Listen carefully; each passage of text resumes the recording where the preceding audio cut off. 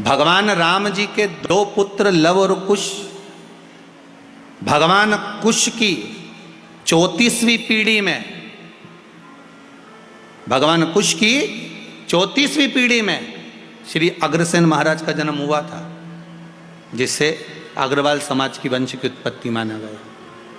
34वीं पीढ़ी में। और श्री वल्लभ सेन जी जो श्री अग्रसेन जी महाराज के पिता हैं, वल्लभ सेन जी, उनकी जो धर्मपत्नी थी भगवती देवी जी, विदर्भ की थी।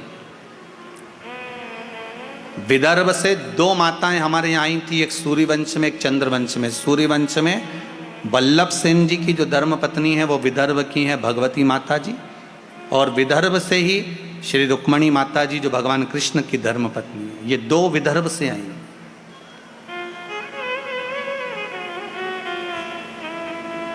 सिरसा हरियाणा से, प्रतापगढ़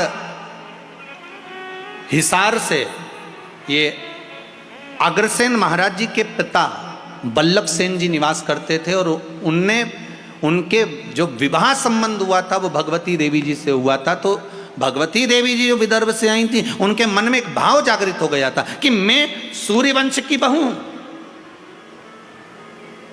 राम जी के वंश में 34वीं पीढ़ी में, कुश के अंतर्गत 34वीं पीढ़ी में हमारा जन्म हुआ है। हम यहां आए हैं, क्यों ना राम जैसा पुत्र मेरे घर में उत्पन्न होना चाहिए।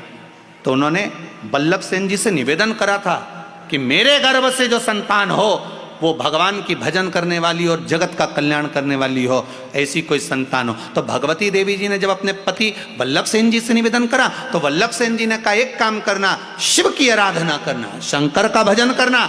और वल्लभ सेन और माता भगवती देवी ने दोनों ने जब शंकर की आराधना करी, स्वयं शंकर भगवान ने आकर कहा कि तुम्हारे गर्भ में जो बालक होगा वो राम जैसा ही कीर्तिवान होगा, कोई साधारण नहीं हो सकता। और मां भगवती के गर्भ से जो बालक हुए वो अग्रसेन जी हुआ।